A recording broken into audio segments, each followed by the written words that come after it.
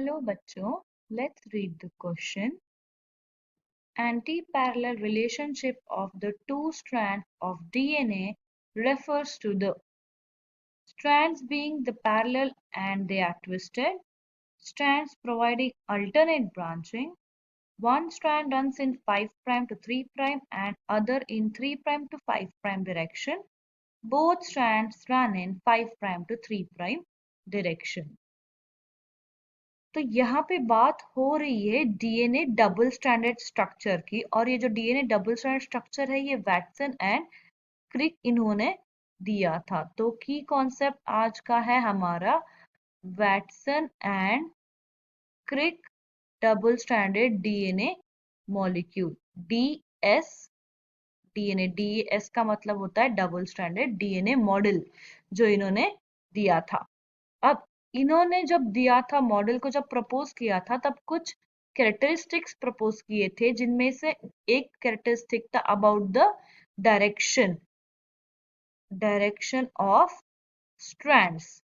तो वो कैरेक्टरिस्टिक कुछ ऐसा था कि जो डीएनए स्ट्रैंड है उनकी जो पोलैरिटी है वो अपोजिट होती है। सपोज एक स्ट्रैंड की पोलैरिटी है 5' to 3', दूसरे स्ट्रैंड की पोलैरिटी होगी 5' to 3'। इसका मतलब क्या होता है कि 3' पे फ्री 3' OH ग्रुप होता है और यहाँ पे फ्री फॉस्फेट ग्रुप होता है।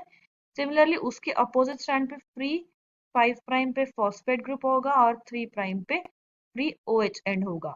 और जनरली जो न्यू स्ट्रैंड बनता है वो 3' एंड से बनता है, क्योंकि यहाँ पे जो 3' OH फ्री ग्रुप है यहाँ पे न्यू न्यूक्लियोटाइड ऐड करना आसानी हो जाती है। तो न्यू स्ट्रैंड या फिर न्यू बेसिस जो होंगे वो 3' पे ऐड होते रहते हैं। तो इस इंफॉर्मेशन में क्या कहता है कि जो इनकी पोलैरिटी है वो अपोजिट है, जिसके वजह से वो एंटी पैरेलल है।